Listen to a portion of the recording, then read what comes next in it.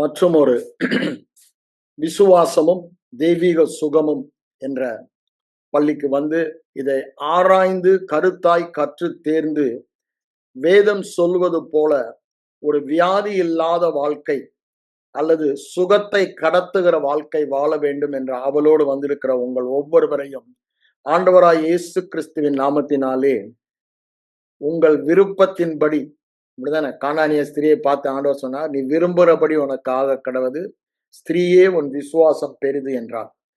நம் விருப்பம் நிறைவேற வேண்டுமானால் அதற்கெல்லாம் தேவை ஒன்றே ஒன்றுதான் சொல்றாரு. அங்க என்ன சொல்றாரு? உன் விசுவாசம் பெரிது என்று சொல்லுகிறார். விசுவாசம் மாத்திரம் இருந்தால் விரும்புகிறதை எல்லாம் பெற முடியும் என்று வேதவசனம் சொல்வதை நாம் பார்க்கிறோம். அவள் காணியாட்சிக்கு புறம்பானவள் என்று அங்க ஆண்டவர் தெளிவா சொல்லுகிறார்.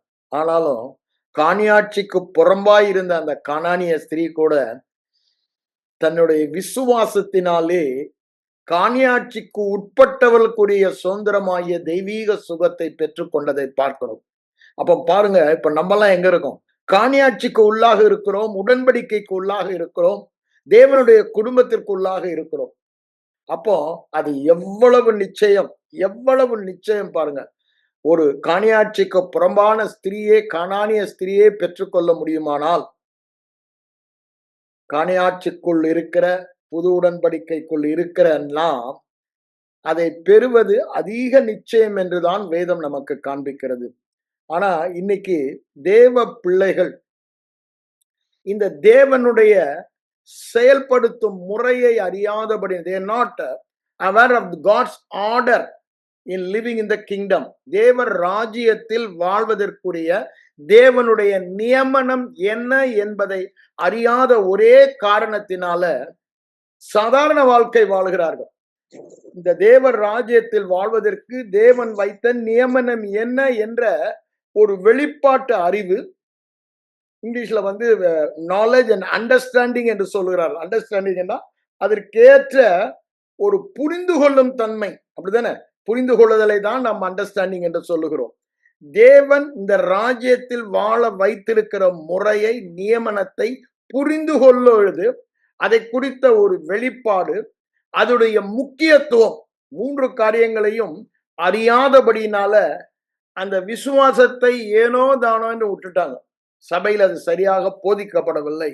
அதற்கு மாறாக அதற்கு எதிரான அநேக கருத்துக்களை தவறாக வேத வசனத்திலிருந்து எடுத்து சொல்லி, இது தவறான உபதேசம் என்று சொல்லிவிட்டார்கள். நான் சொன்னல, ஆதியில நான் அந்த தவறான உபதேசம் என்று போதித்தவன். இந்த விசுவாச உபதேசத்திற்கு எதிர்த்து நின்றவன். ஆனா ஆண்டவரின் கண்களை திறக்கும் பொழுதுதான் பார்க்கிறேன், பிசாசு மிகவும் பயப்படுகிற ஒரு சத்தியம் உண்டு என்று சொன்னால் என்னதான்? இந்த விசுவாச சத்தியம். மறுபடியும் பிறந்தவர்களை நித்தியமாக அவன் இழந்து விட்டான். திரும்பமாக அவனுடைய ராஜ்யத்துக்கு அவர்களை பெறுவதற்கு முடியவே முடியாது. ஏன்? நம்முடைய ரட்சிப்பு நித்திய ரட்சிப்பு என்று வேதம் சொல்லுகிறது. நித்திய மீட்பு, நித்திய ரட்சிப்பு என்று. ஆகவே அவனுக்கு இப்ப இருக்க ஒரே திட்டம் எல்லாம், நாம் தேவன் நமக்கு உண்டு பண்ணி வைத்திருக்கிற பரலோக வாழ்வை இந்த பூமியிலே வாழக்கூடாது. அதுதான் நம்முடைய ஒரே அஜெண்டா, ஒரே நோக்கம். அவன் எதற்கு வருகிறான்? திருடவும், கொல்லவும், அழிக்கவும் வருகிறான். ஏன்? தேவன் உண்டு பண்ணினதை திருட வேண்டும், கொல்ல வேண்டும், அழிக்க வேண்டும். அதுதான் அவனுடைய அஜெண்டா. அது அவனுடைய ஸ்பாவம் என்று வேதம் சொல்லுகிறது. ஆகவே அவன் என்ன பண்றான்? அவனுக்கு நன்றாகவே தெரிகிறது, இந்த விசுவாசத்தை திருடி அழித்து போட்டு விட்டால் இவர்கள் இந்த பூமியிலே தனக்கு எந்த தொந்தரவும் கொடுக்க மாட்டார்கள் என்று நினைத்து, அதற்குத்தான் அநேக காரியங்களை, இந்த கிருபை, விசுவாசம், இது ரெண்டுக்கு விரோதமாக தான் அநேக அக்னியாஸ்திரங்களை எடுத்து ஏகிறான். ஆகவேதான் இந்த உபதேசத்துல ஆரம்பத்திலிருந்து அது கிருபையா இருந்தாலும் விசுவாசம் ரெண்டும் ஒன்றோடு இணைந்து போகிறது. தேவன் கொடுக்கிறது, தேவ கரம், கிருபையின் கரம் கொடுக்கிறது. நாம் விசுவாசம் கரம் கொண்டு அதை வாங்கிக் கொள்கிறோம். அவ்வளவுதான் கிறிஸ்தவ வாழ்க்கை. கிருபையின் கரம் கொடுக்கிறது என்றால் அவர் எதை எடுத்து அப்படி சும்மா நமக்கு கொடுக்கல, அதற்கு ஒரு மாபெரும் கிரயம் செலுத்தி இருக்கிறார். அதைதான் நம்ம கிருபை என்று சொல்லுகிறோம். சிலுவையில் அவர் இதற்காக செலுத்தின கிரயத்தை நாம் கிருபை என்று வேதம் சொல்வதை பார்க்கிறோம்.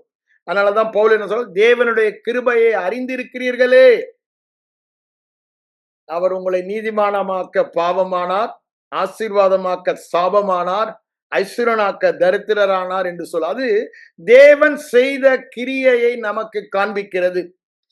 ஆகவே இந்த கிருபையில் நாம் பிரவேசிப்பது விசுவாசத்தினால் மாத்திரம் என்று ரோமர் 5ஆம் அதிகாரம் 2ஆம் வசனத்தில் சொல்வதை பார்க்கிறோம். எபேசியர் 2:8 அதை தான் அவர் அங்க சொல்வதை பார்க்கிறோம். கிருபையினாலே விசுவாசத்தை கொண்டு ரட்சிக்கப்படலன்னு சொல்றாரு. இங்க விசுவாசத்தினாலே அந்த கிருபைக்குள் பிரவேசிக்கும் ஸ்லாக்கியத்தை பெற்று நாம் மேன்மை பாராட்டுகிறோம் என்று ரோமர் 5:2 சொல்வதை பார்க்கிறோம். அப்போ பாருங்க, இந்த கிறிஸ்தவ வாழ்க்கையின் அடிப்படையான காரியம் விசுவாசத்தை கற்று தேர வேண்டும். ஏன் கற்று தேர வேண்டும்? ஒன்று தெளிவாக உங்களுக்கு சொல்றேன், கேட்கறது கொஞ்சம் ஹார்டா இருக்க மாதிரி இருக்கும். God cannot and God will not. God cannot and God will not அப்படின்னா தேவனால் செய்ய முடியாது, தேவன் செய்யவும் மாட்டார். விசுவாசம் இல்லாமல் எந்த ஒரு காரியம், அது வேதம் சொல்லும் சத்தியம். ஏன் அவ்வாறு சொல்லுகிறார்? மனிதன் மற்ற அவருடைய சிருஷ்டி போலானவர்கள் அல்ல. அவர்கள் தேவ சாயலிலே தேவ குடும்பத்தில் இருப்பவர்கள். அப்போ அவர்கள் எல்லாம் எப்படி? they have all the free will அப்படின்னு தெரிந்தெடுக்கிற ஒரு சுய சித்தமுடையவர்களாக இருக்கிறார்கள் தேவ சாயலில். அவங்க ரோபோட் இல்ல, தேவன் கண்ட்ரோல் பண்றதுக்கு. அவர் நினைத்ததெல்லாம் சரி. அதான் சொல்ல, God will not. God will not and God cannot also. The God will not சில பேர் ஒத்துக்குவாங்க. God cannot எப்படி? தேவனால் முடியாதது ஒன்றும் இல்லை என்று வேதம் சொல்லவில்லையா? தேவன் சர்வ வல்லமை உள்ளவர் என்று சொல்லவில்லையா என்று நீங்க நினைக்கலாம். ஆனா வேதம் தெளிவாக சொல்லுகிறது, விசுவாசம் அங்கு இல்லை என்றால் அவரால் செய்ய முடியாது. அவருடைய கையை கட்டி போடுவது அவிசுவாசம். பரிசுத்த ஆவியானவர் கிரியை செய்ய வேண்டுமானால் இன்னைக்கு நமக்குள்ளதான் இருக்காரு. ஆனா இந்த விசுவாசம் இல்லை என்றால் அவர் கிரியை செய்ய முடியாது. அதை தான் நான் ஏற்கனவே சொன்ன, திரும்பவும் அதை உங்களுக்கு ஞாபகப்படுத்துகிறேன். கலாத்தியர் 3ஆம் அதிகாரம் 5ஆம் வசனத்துக்கு வாங்க. வேற முக்கியமான காரியமா இருக்கிறபடினால அதை எடுத்து நான் உங்களுக்கு படிக்கிறேன்.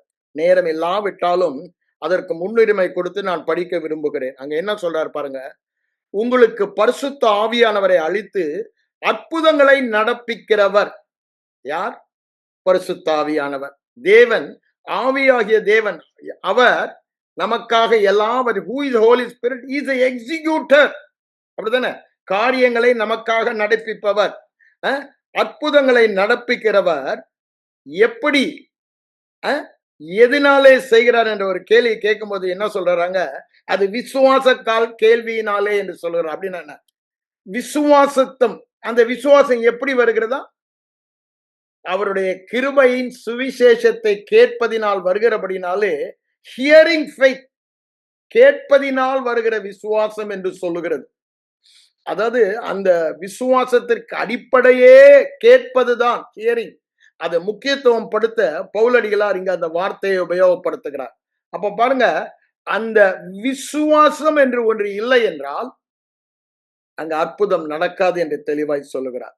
அதேதான் இங்க பாருங்க, நீங்க மார்க் 6ஆம் அதிகாரத்துக்கு பாருங்க. லூக்கா 4லயும் உண்டு, நான் மார்க் 6ல எடுக்கிறேன் உங்களுக்கு. அதை அவருடைய சொந்த ஊராகிய நாசரேத்து ஊர்ல அவர் ஊழியம் செய்யும் போது நடந்ததை அங்க நம்ம பார்க்கிறோம். 5ஆம் வசனம் பாருங்க.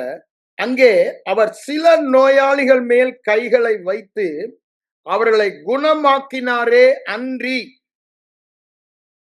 வேறொரு அற்புதமும் செய்ய கூடாமல். அதான் சொல்றேன், he cannot. அவரால் முடியாதது இருக்கிறது. ஏன்? அவிசுவாசம் அவர் செய்வதை தடை செய்கிறது. அவரால் செய்ய கூடாமல், அவர் செய்ய மனதில்லை என்று சொல்லவில்லை. he was not willing to do சொல்லல. he cannot do, he could not do. he could not do சொல்றார். அவர் செய்யக்கூடாமல் அவளுடைய அவிசுவாசத்தை குறித்து ஆச்சரியப்பட்ட. அப்ப பாருங்க, அவரிலிருந்து அந்த சுகமாக்கும் வல்லமை புரண்டு ஓடிக்கொண்டிருக்கிறது. எல்லா வியாதியஸ்தர்களும் வந்து சுகமடைவதை நாம் பார்க்கிறோம். அதான் மத்தேயு 13ஆம் அதிகாரத்துல பாருங்க, அதை முடியும் பொழுது அவர் தெளிவாக சொல்லுவார். இதே நாசரேத் ஒரு இன்சிடென்ட் அங்க அவர் சொல்லும்போது என்ன சொல்றாரு பாருங்க, 13ஆம் அதிகாரம் கடைசியில, அவளுடைய அவிசுவாசத்தின் நிமித்தம் அநேக அற்புதங்களை செய்யவில்லை. அவிசுவாசத்தினால் செய்யக்கூடாமல் போயிற்று பார்க்கிறோம், செய்யவில்லை என்று பார்க்கிறோம். அப்போ இந்த விசுவாசத்தின் முக்கியத்துவத்தை முதலில் நாம் அறிந்து கொள்ள வேண்டும். அடுத்ததாக தேவன் நியமித்த இந்த விசுவாசத்தை குறித்து ஒரு தெளிவான வெளிப்பாடு, ஒரு புத்தி என்று சொல்லும்போது புரிந்து கொள்ளுதல் நமக்கு வர வேண்டும். ஆனால் இன்று சபையில் இருப்பதெல்லாம் ஒரு தவறான புரிந்து கொள்ளுதல் தான். ஆகவேதான் இந்த அற்புத வாழ்க்கையை வாழ முடியவில்லை. தேவன் நமக்கு மறுபிறப்பிலே தந்த ஜீவன், தேவனுடைய ஜீவன், தேவனாக நம்மை வாழ வைக்கிற ஜீவனை நமக்கு தந்திருக்கிறார். The potential, the ability to live like God, it has been already given when we are born again. அதனாலதான் 1 யோவான் 5:4 பாத்தீங்கன்னா, அங்க அவர் என்ன சொல்லுகிறார் பாருங்க, தேவனால் பிறந்தவன் உலகத்தை ஜெயிக்கிறான் என்று சொல்லுவார். அங்க பாருங்க, 4ஆம் வசனம், தேவனால் பிறப்பதெல்லாம் உலகத்தை ஜெயிக்கும், நம்முடைய விசுவாசமே உலகத்தை ஜெயிக்கிற ஜெயம் என்று சொல்லுகிறார். காரணம் என்ன? தேவனால் பிறக்கும் பொழுது தேவனுடைய வித்தினால் பிறக்கிறோம். 1 பேதுரு 1:23 சொல்லுகிறது. தேவனுடைய வித்து, அந்த வார்த்தையாகிய அழிவில்லாத வார்த்தையாக வித்து என்று அங்கு சொல்லுகிறாரே, அந்த வித்தினாலே நாம் பிறந்தபடியினால எப்படிதான் இருக்கும்? தேவ ஜீவனுடையவர்களாக, தேவனுடைய ஸ்பாவம் அல்லது திறமை, அவருடைய வல்லமை, அவருடைய எல்லாமே உடையவர்களாக நாம் இருக்கிறோம். அதான் சொல்றாரு, அந்த ஒரே காரணம் தான், நோ அதர் ரீசன். தேவனால் பிறப்பதெல்லாம் உலகத்தை ஜெயிக்கும் அப்படின்னா என்ன? You can never be defeated, அப்படிதானே?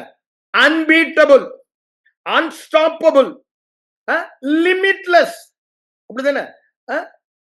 வியாதியே பட முடியாத அளவு, தோல்வியே அடைய முடியாத அளவு, நம்முடைய வாழ்க்கையின் எல்லைக்கு ஒரு எல்லையே இல்லாத வாழ்க்கை எதனால நமக்கு வந்தது? அது தேவனுடைய ஸ்பாவம். இவையெல்லாம் எது? தேவனுடைய ஸ்பாவம். தோற்கடிக்க முடியாதது, வியாதி பட முடியாதது, குறைவு பட முடியாதது, அப்படிதானே? எல்லை இல்லாதது, இதெல்லாம் தேவனை குறித்த ஸ்பாவம். அந்த வித்தினாலே நாம் பிறந்தபடினாலே அதை நாம் பெற்றிருக்கிறோம். ஆனா இவைகளை எல்லாம் நமக்கு எதுதான் தருகிறது என்று சொல்லுகிறார்? விசுவாசம் தான் என்று சொல்லுகிறார். அதனாலதான் அவர் என்ன சொல்றாரு? உங்கள் விசுவாசமே உலகத்தை ஜெயிக்கிற ஜெயம் என்று சொல்லுகிறார். உங்களுக்கு வருகிற எந்த சூழ்நிலையாயிருந்தாலும் அதை மேற்கொள்வது விசுவாசத்தினால் மிக சுலபம். ஏன்? ஏற்கனவே அதை தேவன், I have overcome the world, அப்படிதானே சொல்றாரு. திடன் கொள்ளுங்கள், நான் உலகத்தை ஜெயித்தேன். திடன் கொள்ளுங்கள், நான் உலகத்தை ஜெயித்தேன் என்று யோவான் சொல்வதை பார்க்கிறோம். he has already overcome. யாருக்காக அங்க ஓவர் கம் பண்ணாரு? நீங்க வேணா அந்த வசனத்தை எடுத்து படிச்சிருவோம். நீங்க வாங்க யோவான் சுவிசேஷத்துக்கு.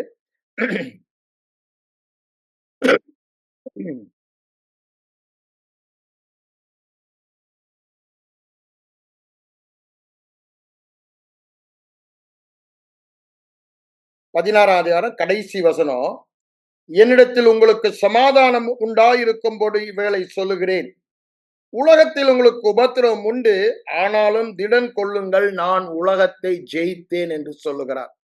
இங்க இந்த தேவன் ஜெயித்த ஜெயம் நமக்கு சொந்தமானது, அப்படித்தானே? அவர் என்னென்ன செய்தாரோ செய்ததெல்லாம் எனக்காக, என்னுடைய சப்ஸ்டியூட்டாக, பதிலாளாக செய்து முடித்தார். அவர் சிலுவை மரணம் உயிர்த்தெழுதல் மூலமாக ஜெயித்தது சாவையும் மரணத்தையும் அவர் ஜெயித்தேன்னு சொன்னார். பிசாசின் எல்லா கிரியைகளையும் ஜெயித்தது அவருக்காக அல்ல, அவர் ஏற்கனவே ஆண்டவராக தேவனாக இருக்கிறார். இப்பொழுது என்னுடைய பிரதிநிதியாக உலகத்தில் வந்து எனது சார்பில் உங்களது சார்பில் ஜெயித்தார். அந்த ஜெயத்தை தான் நீங்க சொல்லுகிறார். அப்போ அவர் ஜெயித்ததுனால எனக்கு என்ன லாபம் நீங்க கேட்கலாம்.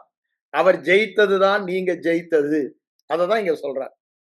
அததான் சொல்றாரு, தேவனால் பிறப்பதெல்லாம் உலகத்தை ஜெயிக்கும். அதற்கு தேவையெல்லாம் எதுதான்? உங்கள் விசுவாசம் ஒன்றுதான். அதாவது உங்களால ஜெயிக்க முடியாத ஒரு சவால் என்று, எதிரி என்று உலகத்தில் ஒன்றுமே இல்லை. ஏன்? அவைகள் எல்லாம் ஏற்கனவே உங்கள் சார்பில் தோற்கடிக்கப்பட்டவைகள். விசேஷமாக நாம் வியாதியை பார்த்து கொண்டிருக்கிறோம். இந்த வியாதி ஏற்கனவே தோற்கடிக்கப்பட்டவன். வியாதி என்பது ஒரு சத்துரு, பிசாசின் ஆவி. அப்படித்தானே சொல்றாரு, பலவீனப்படுத்துகிற ஆவி என்று சொல்லுகிறார். சாத்தான் இவளை கட்டி இருக்க லூக்கா 13ல அந்த எவ்வளவேனும் நிமிர முடியாத கூனியை பற்றி சொல்லும் பொழுது அங்க அவர் தெளிவாக சொல்லுகிறார். ஆகவே அது ஒரு அசுத்த ஆவி, மனிதர்களை சிறுமைப்படுத்த அது மனிதனை கட்டி வைக்கிற ஆவி. உங்களுக்கு சந்தேகம் இருந்து அந்த வசனத்தை நான் எடுத்து உங்களுக்கு படிக்கிறேன். லூக்கா 13க்கு வாங்க, அங்க என்ன சொல்லுகிறார் பாருங்க. இது நம்ம அடிப்படையாக தெரிய வேண்டும். வியாதி என்பது காரணக்கர்த்தா பிசாசு. அவன்தான் அந்த வியாதியை நமக்கு தருபவன். ஆகவே இந்த வியாதி தேவனிடத்திலிருந்து வருவதே இல்லை. அந்த தவறான எண்ணத்துக்கு இடம் கொடுக்க கூடாது. ஆண்டவர் சொல்லும்போது கூட அப்போஸ்தலர் 10:38 கூட என்ன சொல்றாரு? நசரேனாகிய இயேசுவை தேவன் பரிசுத்த ஆவியினாலும் வல்லமையினாலும் அபிஷேகம் பண்ணினார். தேவன் அவரோடு கூட இருந்தபடினாலே நன்மை செய்கிறவராய் பிசாசின் பிடியில் அகப்பட்ட அனைவரையும் குணமாக்க. அப்போ வியாதி பிசாசின் பிடியில் இருப்பது. பிசாசு வியாதியை கொடுப்பவன், குணமாக்குபவர் கிறிஸ்து என்று அங்கு சொல்வதை பார்க்கிறோம். இங்க நீங்க பாருங்க, அங்க லூக்கா 13வது இடத்துல பாத்தீங்கன்னா 11ஆம் வசனம், 18 வருஷமாய் பலவீனப்படுத்தும் ஆவி, the spirit of infirmity, அப்படிதானே, வியாதியை கொடுக்கும் ஆவி என்று அங்கு சொல்லப்பட்டிருது. அந்த வியாதி, அந்த ஆவி அவளை பிடித்தபடினாலே அந்த வியாதியின் அறிகுறி என்ன? எவ்வளவேனும் நிமிரக்கூடாத கூனியா இருந்தால் ஆண்டவர் பார்த்து ஸ்திரியே விடுதலையாக்கப்பட்டான். என்ன சொல்றாரு? இந்த பிசாசின் பிடியில் இருந்து, இந்த பிசாசின் பிடியில் இருந்து நீ குணமாக்கப்பட்டாய் என்று. அப்ப பாருங்க, வியாதி பிசாசின் பிடியாக இருக்கிறது. அது வியாதியை கொடுக்கிறது பிசாசு என்பதை தெளிவாக சொல்லுகிறார். அது அங்க பாருங்க, அங்க அவங்க வந்து ஓய்வு நாள்ல பண்ணிட்டாங்கன்னு ஆர்கியூ பண்ணும்போது என்ன சொல்றாரு பாருங்க, 16ஆம் வசனத்தில் அதை தெளிவுபடுத்தி சொல்லுகிறார். சாத்தான் 18 வருஷமாய் கட்டி இருந்த ஆபிரகாமின் குமாரத்தியாகிய இவளை ஓய்வு நாளில் இந்த பிசாசின் கட்டில் இருந்து, யார் கட்டி இருந்தா? சாத்தான் கட்டி இருந்தான். பிசாசின் பிடியில் இருந்தால், பிசாசின் கட்டில் இருந்தால் என்று தெளிவாய் சொல்லுகிறார். ஆகவேதான் இவளை ஓய்வு நாளில் இந்த பிசாசின் கட்டில் இருந்து அவிழ்த்து விட வேண்டியது இல்லையா? அது ஒரு நன்மையான காரியம்தானே என்று அவர் அங்கு சொல்லுவதை பார்க்கிறோம். ஏன் இதை நான் சொல்ல வருகிறேன்? இன்னும் சிலருக்கு அந்த சந்தேகங்கள் இருக்கிறது. இந்த சந்தேகங்கள் இருக்கும் வரைக்கும் வியாதி இல்லாத வாழ்க்கை வாழ முடியும். என்ன சந்தேகம்? பிசாசு ஒருவேளை தேவன் இல்ல, பிசாசு வியாதி ஒருவேளை தேவனால் அனுமதிக்கப்பட்டதா இருக்கலாம் என்று. தேவன் சத்துருவை அனுமதிப்பவர் அல்ல, அவனை முற்றிலும் அழித்தவர், முற்றிலுமாக அழித்தவர். கல்வாரி சிலுவைக்கு சென்றது பிசாசின் கிரியைகளை அழிக்கும்படிக்கே தேவகுமாரன் வந்தார். 1 யோவான் 3ஆவது இடத்துல சொல்றாருல. அப்போ இது பிசாசின் கிரியை என்று இங்கு சொல்லுகிறார். ஆகவே எந்த விதத்திலும் ஒரு சின்ன நினைவுல கூட இது தேவன் அனுமதித்தது என்ற எண்ணத்திற்கு இடமே கொடுக்க கூடாது. இது பிசாசுடைய கட்டு, பிசாசினால் பிடிக்கப்படுவது. அப்படிதானே? அவன் எவனை விழுங்கலாமோ என்ற அகதி என்ன, யாருக்கு வியாதி கொடுக்கலாம் என்றுதான் வகைய. அவனுக்கு இன்பமே அதுதான். மற்றவர்களை துன்பப்படுத்தி வாழ்வதுதான் பிசாசு இன்பம். அது அவனுடைய சுபாவம். ஆனா எங்க ஆண்டவருடைய சுபாவம் எவ்வளவு வேணும் அவரிடத்தில் தீமை நிழல் கூட இல்லை என்று சொல்லுகிறார். யாக்கோபு 1:17-18 வசனங்களை வாசித்து பாருங்க. அந்த நிழல் கூட அவரது இல்ல. No shadow. அப்படியேதான் சொல்றாரு. அப்போ நன்றாக அறிந்து கொள்ள வேண்டும். அவர் ஜெயித்தார் என்றால் இந்த வியாதியை முற்றிலுமாய் ஜெயித்து விட்டார். வியாதியே உன் கூரங்கே, அப்படிதான் சொல்லணும். ஏன்னா மரணம் ஸ்லோ டெத். அப்படிதானே? மரணம் ஸ்லோ டெத் வியாதி. வியாதி என்பது ஒரு ஸ்லோ டெத். கொஞ்சம் கொஞ்சமா ஆளை கொல்லுது. ஜீவன் வியாதி இல்லாமல் வாழ்வது. ஜீவன் வியாதி இல்லாமல் வாழ்வது. அப்போ நம்முடைய எண்ணங்களில கொஞ்சம் கூட கொடுக்க கூடாது. ஏன் இதை நான் சொல்ல வந்தேன்? உங்கள் விசுவாசமே இந்த வியாதியை ஜெயிக்கிற ஜெயம் என்று சொல்லுகிறார். இப்பொழுது நமக்கு இயேசு கிறிஸ்து நம்மை குணமாக்க தேவையில்லை. அங்க நம்ம வாசித்த மாதிரி நமக்கு இந்த சுகம் தருவதற்கு வியாதிக்கு காரண கர்த்தாவாய் இருந்தவனையே அழித்து விட்டார். இப்போ வியாதி இல்லாத வாழ்க்கை வாழ்வது நம்முடைய பிறப்பு உரிமையாய் இருக்கிறது. தேவனால் பிறந்தவன் அர்த்தம். It's your birth right. நீ தேவனால் பிறந்தபடியால், அந்த வித்து உனக்குள் இருக்கிறபடியால், ஏற்கனவே ஜெயித்தவருடைய வித்து உனக்குள் இருக்கிறபடியால் நீ ஜெயிக்க பிறந்தவன். வேற விதத்தில் நான் சொல்லுவேன்னா, வியாதி இல்லாமல் வாழ பிறந்தவர்கள் நாம். யார்? மறுபடியும் பிறந்த புது சிருஷ்டி. அது எப்படி சொல்றீங்கன்ற அந்த தகுதி எங்களால வரலன்றாரு. அதுவும் சொல்லிடுறாரு. அப்படிதானே? 2 கொரிந்தியர் 3:4 5 வசனத்துல வாசித்து போறாங்க. என்ன சொல்றாரு? அந்த தகுதி எங்களால் உண்டானதல்ல. இந்த வியாதி இல்லாமல் வாழ பிறந்தவன் என்று நான் சொல்லும் பொழுது ஏதோ நான் ஏதோ செய்கிறபடினாலே, நீங்கள் செய்கிறபடினால அல்லவே அல்ல. அந்த தகுதி கூட யார் தராராம்? வியாதி இல்லாத வாழ்க்கை வாழ்கிற தகுதிய அவரே தருகிறார். இது புது உடன்படிக்கையின் பாக்கியம் என்று சொல்லுகிறார். இத கொஞ்சம் கண்ணை திறந்து நம்ம வேத வசனம் சொல்றத பார்க்கணும். அதனாலதான் பவுலடியில ஜெபம் என்னதான் பண்றாரு? இவங்களை குணமாக்கணும் அவர் ஜெபம் பண்ணல. பிரகாசமுள்ள மனக்கண்களுக்காக ஜெபிக்கிறார். இந்த நடந்து முடிந்த உண்மை, இயேசு ஜெயித்த போது நானும் ஜெயித்தேன். He was my substitute on the cross and resurrection. அவர் மரித்தது, உயிரோடு எழுந்தது. நான் மரித்தது, நான் உயிரோடு எழுந்தது. அவர் ஜெயித்தது, நான் ஜெயித்தது. அவருடைய காலின் கீழ் இருக்கிற சத்துரு என் காலின் கீழ் இருக்கிற சத்துரு. எல்லாமே என்னை குறித்து வேதம் சொல்லும் சத்தியமாயிருக்கிறது. அதனாலதான் திரும்பவும் சொல்றேன், தேவனால் பிறந்தவன் உலகத்தை ஜெயிக்கிறான். தேவனால் பிறப்பதெல்லாம் உலகத்தை ஜெயிக்கும். உங்கள் விசுவாசமே உலகத்தை ஜெயிக்கிற ஜெயம். அப்ப பாருங்க, எல்லா பகுதியிலும் பரிபூரண தேவனாக வாழ்வதுதான் நான் என்ன சொன்னேன், தோல்வியே இல்லாத, குறைவே இல்லாத, அப்படித்தானே, வியாதியே இல்லாத, எல்லா காரியத்திலும் என்ன சக்சஸ் சக்சஸ் சக்சஸ், அப்படிதானே, செய்வதெல்லாம் வாய்க்கும். அந்த வாழ்க்கை வாழ்வதற்குத்தான் நாம் மறுபடியும் பிறந்தோம்.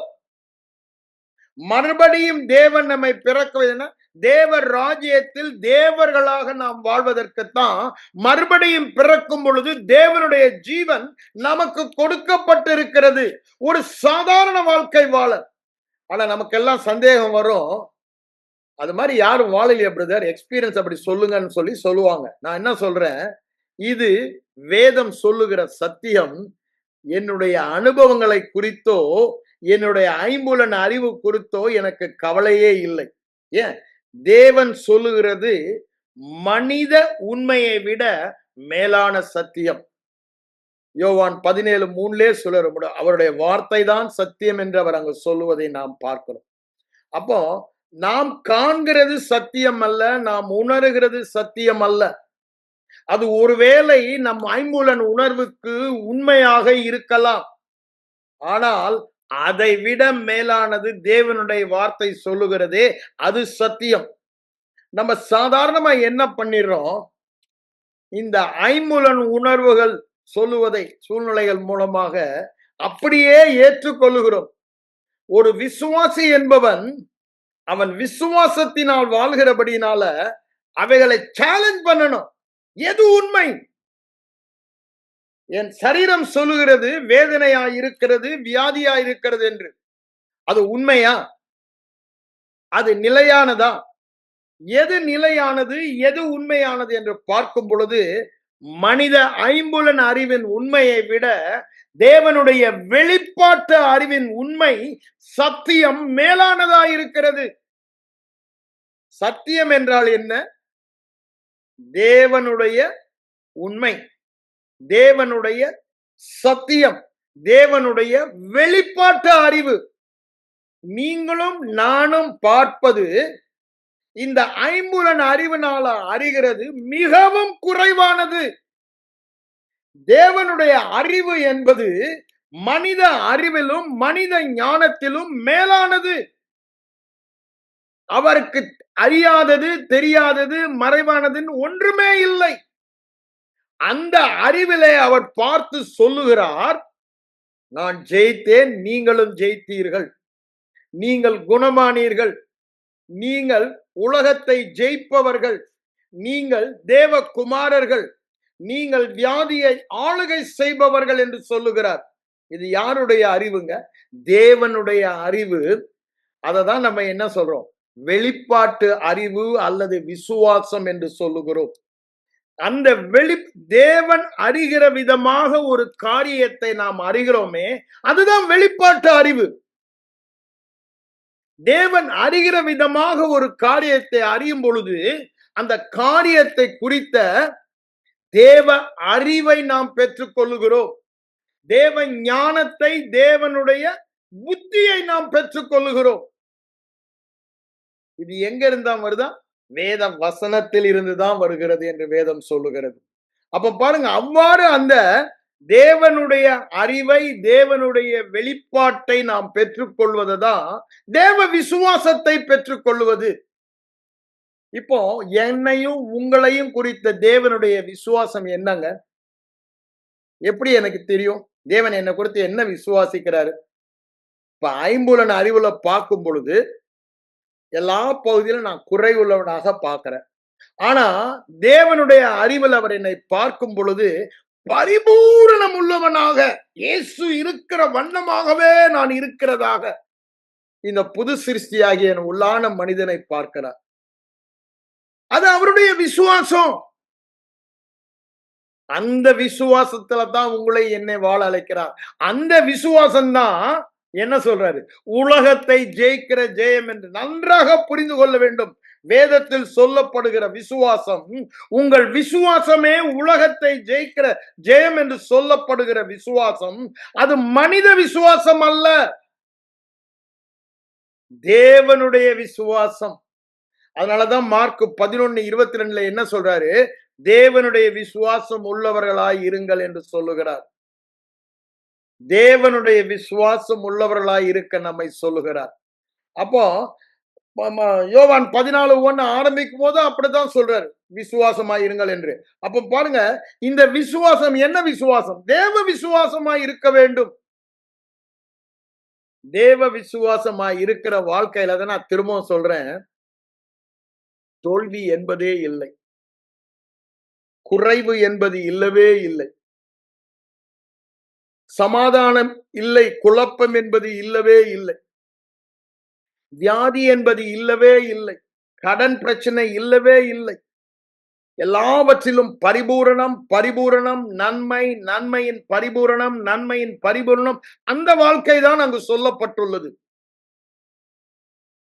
இது என்ன வாழ்க்கை? தேவனது வாழ்க்கை. Not human life. God's life can be lived by God's faith only. இன்னொரு இதை சொல்ல வேணா, தேவனுடைய வாழ்க்கை தேவனுடைய விசுவாசத்தினால் தான் வாழ முடியும். மனித விசுவாசத்தால் வாழ்ந்தால் மனித வாழ்க்கை தான் வாழ்வோம். தேவ ஜீவனை பெற்றவன் மனித விசுவாசத்தில் அல்ல, தேவ விசுவாசத்தில் வாழ அழைக்கப்பட்டவன். அப்படின்னா என்னங்க? தேவனுடைய விசுவாசம் என்றால் தேவன் என்னை குறித்து விசுவாசம். What is God's view about me? What is God's belief about me? அததான் வேதத்தில் எழுதி என்ன விசுவாசிக்கிறான், யாருன்னு அவர் விசுவாசிக்கிறாரு. என்ன அவிசுவாசின்னு அவர் பார்க்கிறாரு, என்ன விசுவாசியாக தான் பார்க்கிறாரு. என்னை குறைவுள்ளவனாகவா என்ன விசுவாசிக்கிறாரு? பரிபூர்ணம். அதுதானே வேதத்தில் எழுதி கொடுத்திருக்காரு.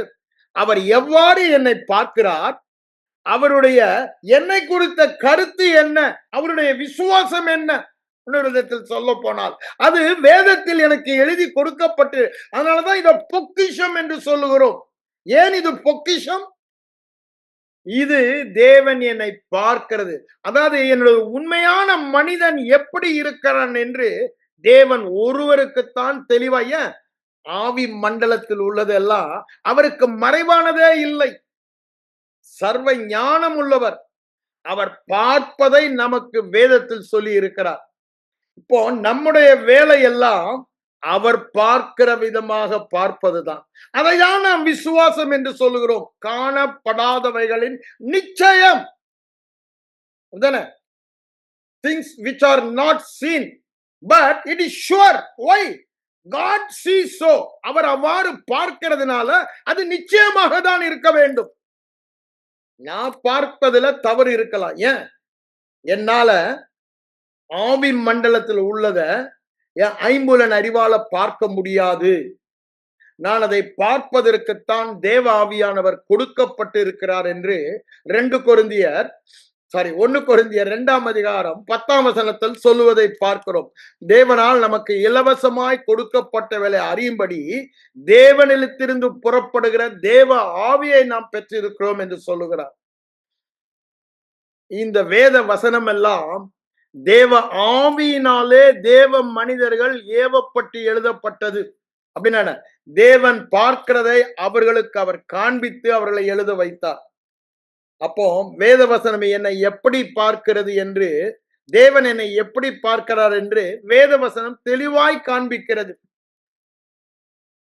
அப்போ நாம் அந்த வேத வசனத்தின்படி நம்மை பார்க்க ஆரம்பித்தோமானால் அதுதான் தேவனுடைய விசுவாசம். தேவனுடைய விசுவாசத்தில் வாழ்வது. இதுதான் என்ன சொல்றது? புதிய ராஜ்யத்துக்குள் வந்த பிறகு தேவன் வைத்த நியமனம் விசுவாசத்தினால் வாழ வேண்டும். அப்படிதானே? 4 தடவை நான் சொல்லிட்டேன்.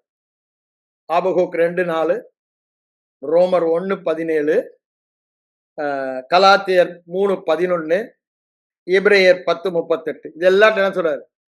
விசுவாசத்தினால் நீதிமான் பிழைப்பான். இது தேவன் நியமித்த வழி.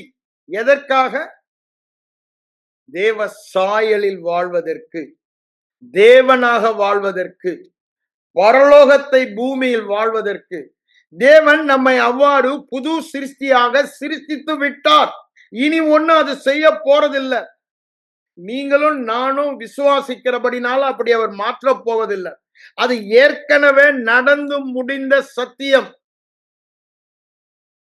அவர் பார்வையில நம்ம அப்படிதான் இருக்கோம். ஏன்? மனிதன் முகத்தை பார்க்கிறான், தேவாதி தேவன் இருதயத்தை பார்க்கிறார். அப்போ அவர் இருதயத்தை பார்க்கிறபடினால ஆவி மனிதன் அவர் என்னை எவ்வாறு சிருஷ்டித்திருக்கிறார் என்று பார்த்து தேவ மனிதர்களுக்கு கொடுத்து அவர்கள் எழுதி கொடுத்ததுதான் இந்த தேவ வார்த்தையாகிய வசனம். அப்போ அந்த வார்த்தையில தான் நம்முடைய உண்மையான சாயலை பார்க்கிறோம், அல்லது உண்மையான மனிதனை பார்க்கிறோம். நம்முடைய உண்மையான மனிதன் நித்திய மனிதன், அழிவே இல்லாதவன். அவன் எப்படி இருக்கிறான்?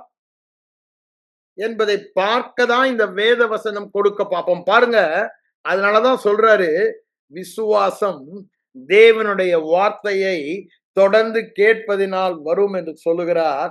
அங்க ரோமர் 10:17 சொல்லுகிறார். 14 என்ன சொல்றாரு? கேட்காவிட்டால் எப்படி விசுவாசிப்பார்கள் என்று சொல்லுகிறார். அதே இது 10:6 என்ன சொல்றாரு? அது உன் வாயிலும் நாங்கள் பிரசங்கிக்கிற விசுவாச வார்த்தை என்று சொல்லுகிறார். அப்போ இந்த விசுவாசம் என்ன விசுவாசம்? நான் திரும்பவும் சொல்றேன், தேவ விசுவாசம். தேவ விசுவாசம் தேவ வார்த்தையில் தான் இருக்கிறது, வேற எங்குமே இல்லை. எவ்வளவுக்கு எவ்வளவு தேவ வார்த்தை நீங்க கேட்கிறீர்களோ அவ்வளவுக்கு அவ்வளவு தேவ விசுவாசம் இருதயத்திலே வளர்ந்து காணப்படும்.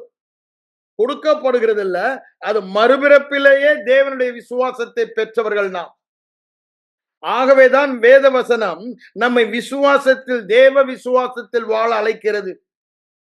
விசுவாசம் என்று சொல்லும் பொழுது மனித விசுவாசம் அல்ல. அது முதல்ல நல்லா புரிஞ்சிடும். மனித விசுவாசம் என்றால் என்ன? ஒரு காரியத்தை பார்த்த பின் விசுவாசிப்பது மனித விசுவாசம், தோமாவின் விசுவாசம் என்று வேதம் சொல்லுகிறது. ஒரு காரியத்தை நான் பெறுவதற்கு முன்பாக, பார்ப்பதற்கு முன்பாக, உணர்வதற்கு முன்பாக பெற்றுக்கொண்டேன் என்று விசுவாசிக்கிறது தான் தேவனது விசுவாசம் என்று வேதம் சொல்லுகிறது. Before it is manifested, you believe it. That is God's faith. அப்படிதான் பண்றாருங்க. தேவனுடைய விசுவாசம் எப்படி இருந்துச்சு? ஆதியாகமம் 1 பாருங்க. இருள் இருக்கிறது, அவர் வெளிச்சம் வந்த பிறகு வெளிச்சம் என்று சொன்னாரா? இல்லங்க, இல்ல. இருள் இருக்கும் பொழுது அவருடைய இருதய விசுவாசத்தில் வெளிச்சத்தை பார்த்து வெளிச்சம் உண்டாக கடவது என்றார். அவர் சொல்லும் பொழுதே அந்த விசுவாச தேவனுடைய விசுவாச வார்த்தையில் அவர் பேசும் பொழுதே அவர் வெளிச்சத்தை தான் பார்க்கிறார், வெளிச்சத்தை தான் பேசுகிறார். அந்த விசுவாசம் நமக்கு வேண்டும் என்று. நாம் தேவ பிள்ளைகள், தேவ பிள்ளைகள் பிதாவை போல, அப்பாவை போல வாழ வேண்டும். அந்த வாழ்க்கையில தான், அந்த சாயல தான் நம்மை உண்டாக்கி இருக்கிறார். அதை இழந்து போனால் அந்த சாயலை திரும்பவும் நமக்கு பெற்றுக் கொடுத்திருக்கிறார். எப்படி? விசுவாசத்தில் வாழ்கிற சாயலை, விசுவாசத்தில் பேசி சிருஷ்டிக்கிற சாயலை திரும்பவும் நமக்கு தந்திருக்கிறார். ஆனா இதுக்குதான் பிசாசு போராடுவான். அதனாலதான் யூதா என்ன சொல்றாரு பாருங்க, பரிசுத்தவான்களுக்கு ஒரு விசை கொடுக்கப்பட்ட விசுவாசத்திற்கு என்ன பண்ணணுமா? போராட வேண்டும் என்று சொல்லுகிறார். அந்த வசனத்தை எடுத்து படிச்சு பாருங்க. யூதா, நீங்க எல்லாரும் படிக்க வேண்டும் என்பதை நான் அதை எடுக்கிறேன். யூதா ஒரே சாப்டர்னாலும் 3ஆம் வசனத்துல பாருங்க, அவர் என்ன சொல்றாரு? பரிசுத்தவான்களுக்கு ஒரு விசை கொடுக்கப்பட்டன்றாரு. அப்படிதானே? விசுவாசத்திற்காக தைரியமாய் போராட வேண்டும். நான் தைரியத்தை விட்டா அதான் எடுத்து படிக்கணும். தைரியமாய் போராட வேண்டும், கொஞ்சம் கூட பயம் இல்லாமல். அப்படின்னா என்னங்க? கொஞ்சம் கூட சந்தேகம் இல்லாமல் தேவ விசுவாசம் எனக்கு இருக்கிறது. எப்பொழுதுமே மறுபிறப்பிலே நாம் பெற்றது தேவனுடைய ஜீவன். அப்படின்னா என்னங்க? தேவனுடைய ஸ்பாவம். தேவனுடைய ஸ்பாவம் என்னங்க? விசுவாச ஸ்பாவம். அதனால தேவனால் பிறந்தவனா தேவ ஸ்பாவத்தை பெற்றவன். அதுதான் 2 பேதுரு 1:4 என்ன சொல்றாரு? திவ்ய ஸ்பாவத்திற்கு, தேவனுடைய ஸ்பாவத்தில் பங்கு பெற்றவர்கள் நாம். இந்த தேவனுடைய ஸ்பாவம் விசுவாச ஸ்பாவம். என்ன விசுவாச ஸ்பாவம்? காணாமல் விசுவாசிக்கிற விசுவாச ஸ்பாவம். ஒரு காரியத்தை கண்ட பின் விசுவாசிக்கிற ஸ்பாவம் அல்ல தேவனுடைய ஸ்பாவம். காணாமல், இருளை பார்த்து வெளிச்சம் என்று பேசுகிற அந்த இருதய விசுவாசம். அந்த விசுவாசம் தான் தேவனுடைய ஸ்பாவம். அது நமக்கு கொடுக்கப்பட்டது மறுபிறப்பிலே. தேவ ஜீவன் நமக்கு கொடுக்கப்பட்டபடியினாலே நாம் பெற்றது என்ன விசுவாசம்? தேவனுடைய விசுவாசத்தை பெற்றிருக்கிறோம். ஆனா பிரச்சனை எல்லாம் என்ன? அதை நாம் வளர்த்து கொள்ளவில்லை. இன்னும் பால் உண்கிற குழந்தைகளாய் இருக்கிறோம். நாம் பயிற்சினாலே, ட்ரைனிங், அதுக்கு தான் சொல்றேன் இந்த போதனை தேவை. இந்த போதனை இருந்தாதான் அதுதான் பவுலடிகள் என்னுடைய வேலையே அதுதான் சொல்கிறார். என்ன? உங்களை விசுவாசத்துல பழக்குவிக்கிறதா என்னுடைய வேலை. உங்களுக்கு விசுவாசத்தை உண்டு பண்ணுகிற போதகர்கள் நாங்கள் தானே என்று சொல்லுகிறார். 1 கொரிந்தியர் 3ஆம் அதிகாரத்துல பாத்தீங்கன்னா அதை தெளிவாய் அவர் சொல்லுவதை பார்க்கலாம். அப்பொல்லோ யார், பவுல் யார் என்று கேள்வி கேட்டுட்டு அவர் அங்க சொல்றாரு. என்ன சொல்றாரு பாருங்க. 3ஆம் அதிகாரத்துல விசுவாசிக்கிறதற்கு ஏதுவாய் இருந்த ஊழியக்காரர் தானே. அப்போ அவர்களுக்கு விசுவாசம் உண்டாகத்தக்கதாக சுவிசேஷத்தை அறிவித்தாள்னு அப்போஸ்தலர் நடவடிக்கை புத்தகத்துல பார்க்கிறோம். இங்க என்ன சொல்றாரு? உங்களுக்கு விசுவாசிக்கிறதுக்கு ஏதுவான ஊழியக்காரர்கள். அப்ப நல்லா புரிஞ்சுக்கிங்க. ட்ரெயினர்ஸ். ஊழியக்காரன வேலை என்ன? புது உடன்படிக்கையில தேர் ட்ரெயினர்ஸ். ஐயா, சபையின் போதகரோ ஊழியக்காரரோ எல்லாரையும் சுகமாக்கும் ஊழியத்தில் சுகமாக்குபவர் அல்ல. எல்லா விசுவாசியும் இந்த சுகமாக்கும் ஊழியத்தையும் வியாதி இல்லாத வாழ்க்கை வாழ்வதற்கு அவர்களை ட்ரெயின் அப் பண்ணுகிறவர்கள், அவர்கள் விசுவாசத்தை பழக்குவிக்கிறவர்கள். அப்போ இது எல்லா விசுவாசிகளும் வியாதிஸ்தர்களை சுகமாக்குவார்கள் என்று சொல்லுகிறார். வரமே இல்லைங்க. எல்லா விசுவாசிகளும் மார்க் 16, 17 வசனங்களை வாசித்து பாருங்க. தெளிவாய் சொல்லுகிறார். விசுவாசிக்கிறவர்களால் நடக்கும் அடையாளங்களாவன. யோவான் 14:12 அதைதான் சொல்றாரு. என்னை விசுவாசிக்கிறவன் நான் செய்த கிரியைகளை செய்வான், அதற்கு மேலானவைகளையும் செய்வான் என்று அதை தான் சொல்லுகிறாரு. அப்போ நம்மளுடைய எக்ஸ்பெக்டேஷன் இன்னைக்கு சபையில எல்லாம் ஒருத்தர் அப்படி ஸ்டேஜில் ஆடுவாரு, அவர் பாஸ்டரோ இல்ல எவாஞ்சலிஸ்டோ, அவர் தான் எல்லாம் பண்ணுவாரு, மத்தவங்க எல்லாம் ஸ்பெக்டேட்டர் நினைக்கிறாங்க. இல்ல, அவருடைய வேலை அது அல்ல. அவர் பவுலை போல அப்பொல்லோவை போல விசுவாசத்தில் அவர்களை பயிற்சிவிப்பவர், அவர்களுக்கு விசுவாசம் உண்டாக போதிப்பவர்கள். அவர்கள் போய்தான் இந்த அற்புத அடையாள ஊழியத்தை செய்ய வேண்டியவர்கள். இந்த அற்புத அடையாளத்தை ஊழியம் செய்வது எல்லா விசுவாசிகளுடைய சொத்து. அதற்கு அவர்களை வளர்த்து கொள்ளதான் ஊழியர். அதேதானே எபேசியர்ல சொல்றாரு பாருங்க. எபேசியர்ல என்ன சொல்றாரு பாருங்க. எபேசியர் 4ஆம் அதிகாரத்துக்கு வாங்க. அவர் அங்க சொல்லுவதை நாம் பார்க்கிறோம்.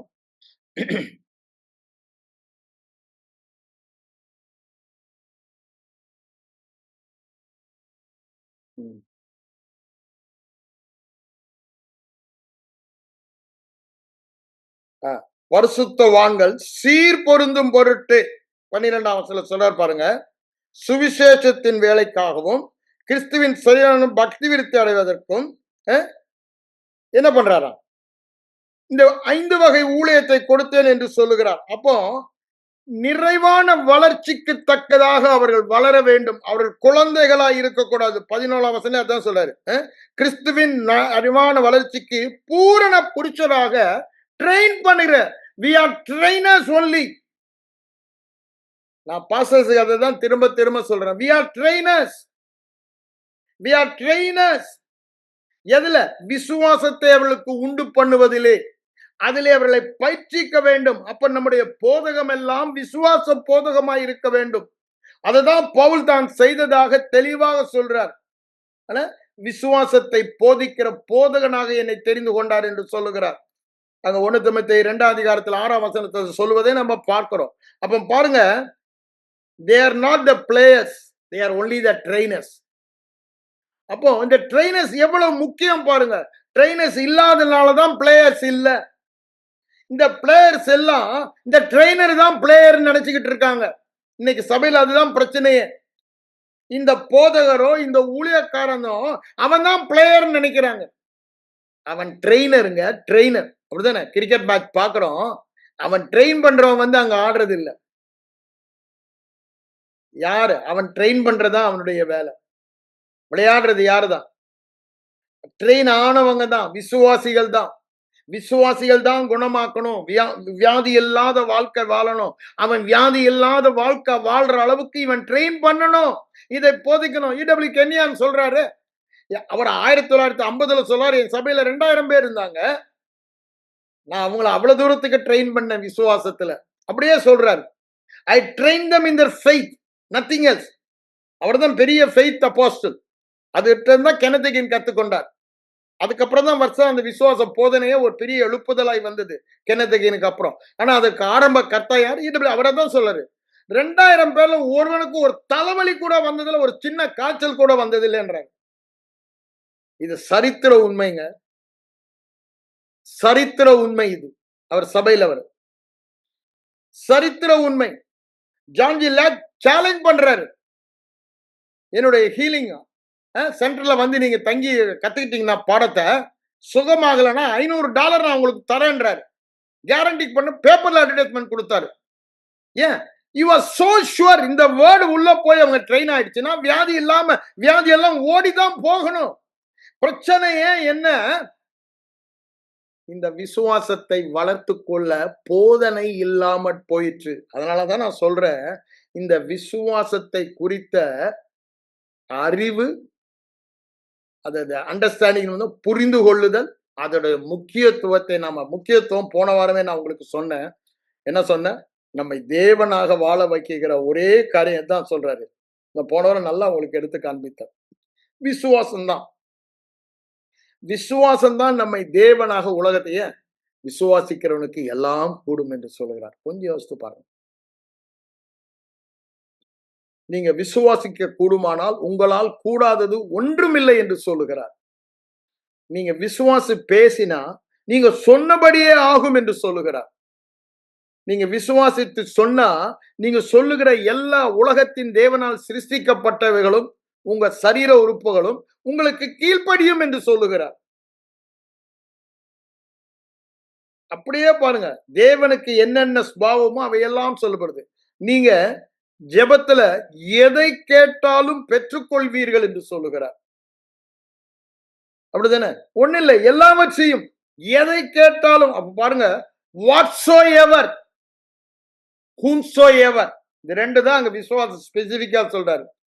யாரா இருந்தாலும், போன வாரமே காமிச்சேன், யாரா இருந்தாலும் விசுவாசிக்கிறதுல வேற கண்டிஷனே போடல. தேவனாக வாழ்வதற்கு யாரா இருந்தாலும் தேவனாக வாழ முடியும். மறுபடியும் பிறந்த புது சிருஷ்டி தேவ விசுவாசத்தில் வாழ்ந்தால் போதும் என்று சொல்கிறது. அவனுக்கு படிப்போ மற்ற எந்த ஒரு தகுதியோ இல்லை. ஏன்? தகுதி எல்லாம் தேவன் தான். தேவன் ஒருவரே தகுதின்றது, அதுதான் கிருபை என்று சொல்லுகிறோம். அவரே எனக்கு தகுதியானாரா, எல்லாமும் ஆனார். அப்போ இந்த ஒரு வாழ்க்கை, வியாதி இல்லாத வாழ்க்கை வாழ்வது, வியாதியை சுகப்படுத்துகிற வாழ்க்கை வாழ்வது என்னுடைய தகுதி அல்ல, அவருடைய தகுதியை எனக்கு தந்து விட்டார். அதுதாங்க விசுவாசம். அதுதான் விசுவாசம். பவுல் தன்னுடைய விசுவாசத்தை கூறுகிறார். இது என்னுடைய தகுதி அல்ல, அவருடைய தகுதி. என்னுடைய விசுவாசம் அல்ல, இது தேவனுடைய விசுவாசம். என்னுடைய வல்லமை அல்ல, இது தேவனுடைய வல்லமை. இது என்னுடைய அதிகாரம் அல்ல, இது தேவனுடைய அதிகாரம். அதுதாங்க விசுவாசம் என்று சொல்லுகிறார். அந்த விசுவாச வாழ்க்கை தான் இங்க வேதத்துல திரும்ப திரும்ப சொல்லுகிறாரு. விசுவாசத்தினால் நீதிமான் பிழைப்பான். அப்ப பாருங்க, இதுக்கு நம்ம எக்ஸ்ட்ரா ஒண்ணுமே செய்ய போறதில்லை. நமக்கு கொடுக்கப்பட்ட விசுவாசத்தை வளர்த்து கொள்ள வேண்டும். எப்படி? விசுவாச போதைய நிலை கேட்பதினாலதான் அந்த விசுவாசத்தை வளர்த்து கொள்ள முடியும். இல்லைன்னா என்ன ஆகுமா? அந்த விசுவாசம் செத்த விசுவாசமா இருக்கும். எப்போ உயிருள்ள விசுவாசம் ஆகுது? கிரியை செய்யும் பொழுது. கிரியை செய்யும் பொழுதுனா என்ன? வாயில பேசும்போது. அத வாயில பேசாத வரைக்கும் நமக்குள்ளதான் அந்த விசுவாசம் இருக்கு.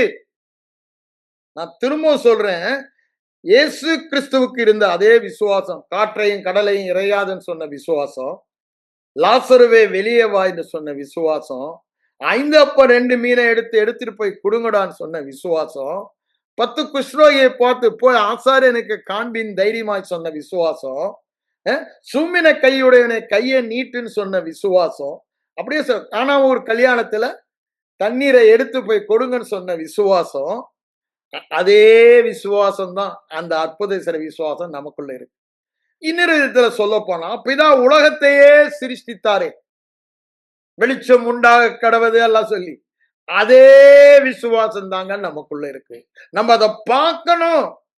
அந்த விசுவாசம் என்னுடைய சுவிசேஷத்தை படிக்கும் பொழுதெல்லாம், இயேசு கிறிஸ்து மூலமாய் நடக்கிற அற்புதங்கள் எல்லாம் விசுவாசத்தால் நடப்பதை பார்த்து, இவர் யாரோ அப்படிதான் நாங்க சொல்றாங்க. மார்க் 4 அதிகாரம் முடியும் பொழுது கடைசி வசனம், இவர் யாரோ அப்படின்னு ஆச்சரியப்படுறதுக்கு இல்ல. அந்த விசுவாசம் எனக்குள்ள இருக்குது அப்படின்னு பார்க்கிறதுக்கு தான்.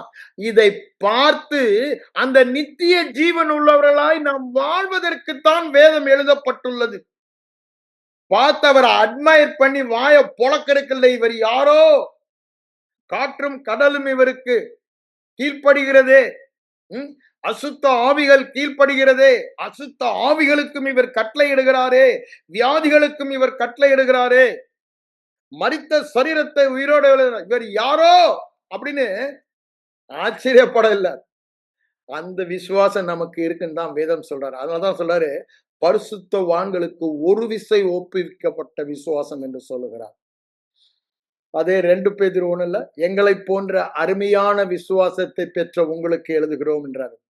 அங்க கலாத்தியர் 2 அதிகாரம் 15-16 சொல்லும் பொழுது அவர் என்ன சொல்றாரு, தேவனுடைய விசுவாசத்தினாலதான் நம்ம அவைகளை விசுவாசத்தின் நீதிமானாக்கப்பட்டோம்ன்றாரு.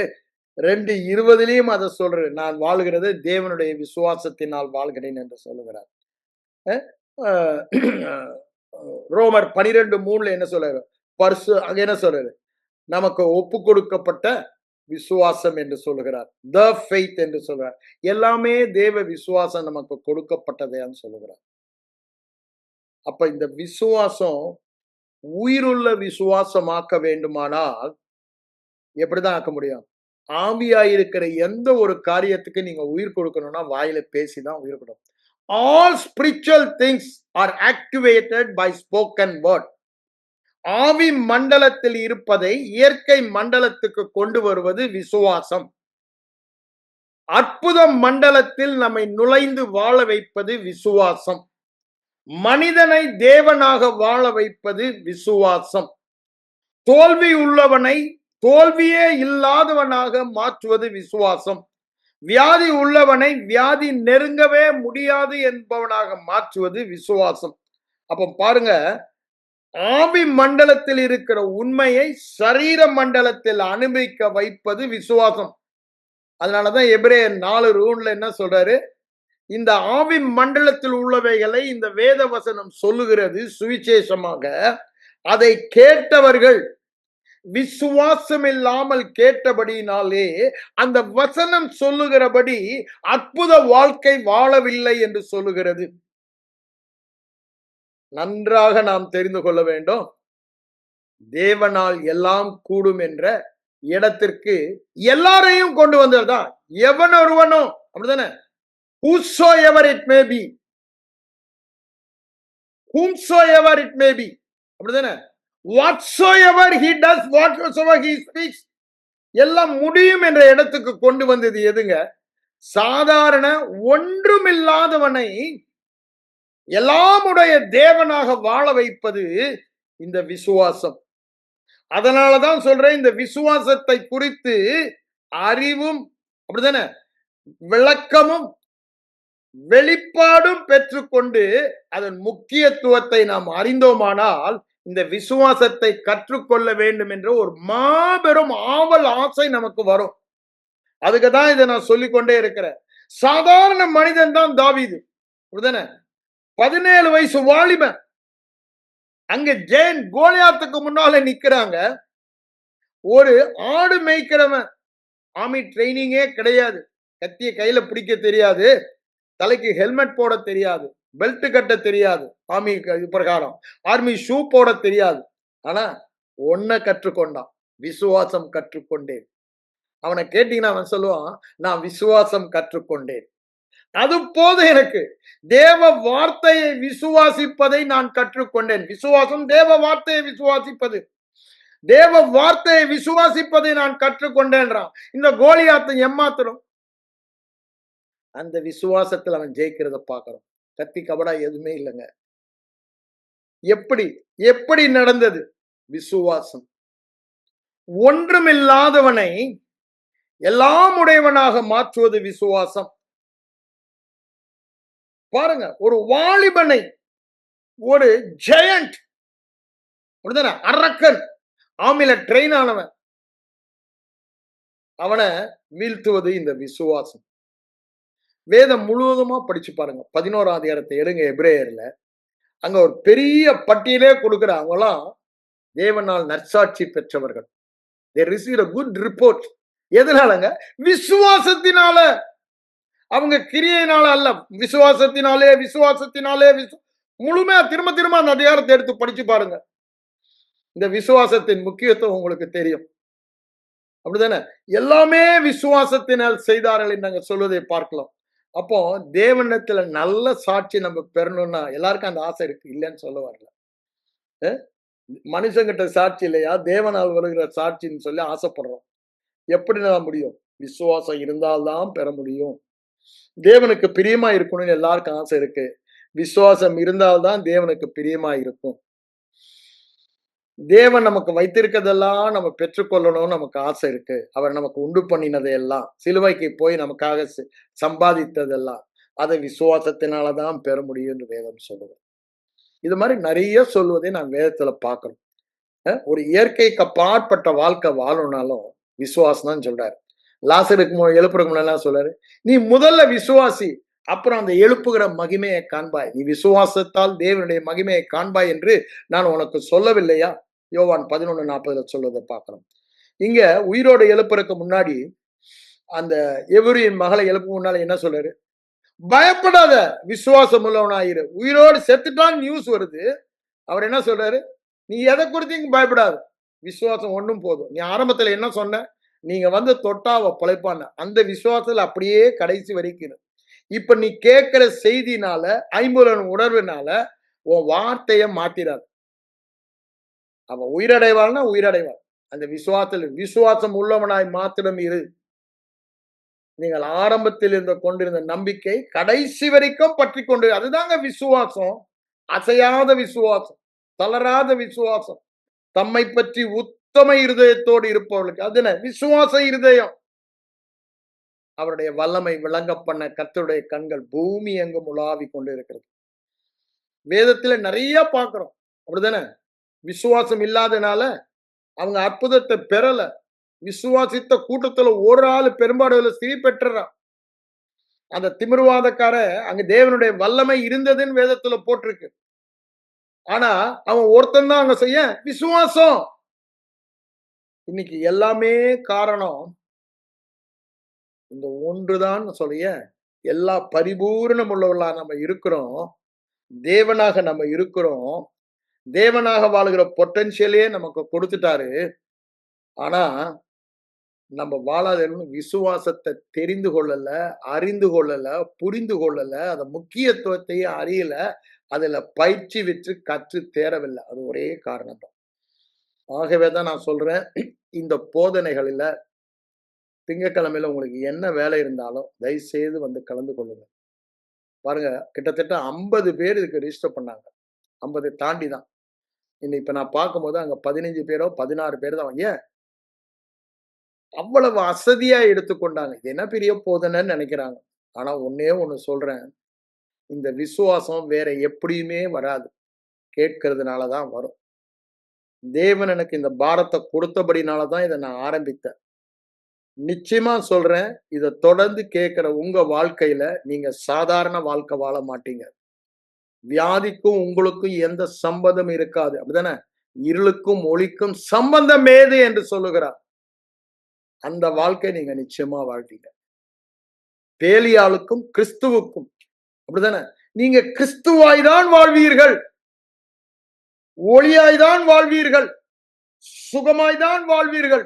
தேவையெல்லாம் இந்த வசனத்தினாலே இருதயத்தை பயிற்சிவித்து, இந்த வசனத்தை விசுவாசிக்கிறதற்கு இருதயத்தை இயேசு கிறிஸ்து எப்படி பயிற்சித்திருந்தாரோ அதே மாதிரி நாம் பயிற்சிவிக்க வேண்டும். அப்போ நான் இருதயத்தை நான் பயிற்சி வித்துட்டேன்னா, நான் என்ன சொல்லுகிறேனோ அது அப்படியே நடக்கும் தான் வேத வசனம் சொல்லுகிறது. நம்ம அத செய்யாம இத செய்தோம்னா காரியம் நடக்காது. இருதயத்தை எஸ்றா தன் இருதயத்தை பக்குவப்படுத்தி இருந்தான். தாவீது தன் இருதயத்தை பக்குவப்படுத்தி இருந்தான். அதான் அவன் செய்வதெல்லாம் அவனுக்கு வாய்த்தது. இருதயம் தேவ வார்த்தையாலே பக்குவப்பட வேண்டும். பிரிப்பேர்ட். இருதயத்தை பண்படுத்தி காக்கிறதுக்கு தான் தேவன் ஆதாமுக்கு முத கொடுத்த வேலையே. ஏன்? அதுல இருந்து தான் எல்லாமே வெளியே வரப்போகிறதுன்னு சொல்லி அதை நம்ம பக்குவப்படுத்த வேண்டும். அதை ஆயத்தப்படுத்த வேண்டும். எதற்கு? தேவ விசுவாசம் உள்ளவர்களாய் வாழ்வதற்கு. கண்களை மூடி நாம் செபிப்போம். எங்கள் அன்பின் பரலோக பிதாவே, இந்த இரவு வேளைக்காக உம்மை நன்றியோடு ஸ்தோத்திரிக்கிறேன் ஆண்டவரே. இந்த ராத்திரி வேளையிலே விசுவாசத்தை குறித்து நீர் எங்களோடு பேசின வார்த்தைகளுக்காக உமக்கு நன்றி சொல்லுகிறேன் ஆண்டவரே. நாங்கள் இன்னும் குழந்தைகளாய் இராமல் வளருகிறதற்கு, தேறுகிறதற்கு நீர் எங்களுக்கு கொடுத்த நல்ல தருணத்திற்காக உமக்கு ஸ்தோத்திரம் ஆண்டவரே. நாங்கள் இந்த விசுவாசத்திலே பயிற்சிக்கப்பட வேண்டுமானால் வேத வசனத்திலே பயிற்சிக்கப்பட்டு எங்கள் இருதயம் வேத வசனத்தினால் பயிற்சிக்கப்பட, வேத வசனம் சொல்லுவதை அப்படியே ஏற்றுக்கொள்ளுகிற ஒரு இருதயத்தை நாங்கள் எங்களுடைய தியானத்தினாலும் நாங்கள் கேட்கிற வார்த்தையினாலும் உண்டு பண்ண நீர் எங்களுக்கு கொடுத்த இந்த நல்ல தருணத்திற்கு நன்றி. தொடர்ந்து நாங்கள் இந்த பாடங்களை கற்று விசுவாசத்தில் கற்று தேர்ந்து ஆண்டவரே, விசுவாச வீரர்களைப் போல நாங்களும் வேதத்தில் எழுதப்பட்ட நற்சாட்சியை பெற்றுக்கொள்ள ஆவியானவர் எங்கள் ஒவ்வொருவருக்கும் உதவி செய்ய உம்மை நோக்கி பார்க்கிறேன். இயேசுவின் மூலம் ஜெபம் கேளும் எங்கள் நல்ல பிதாவே. ஆமென்.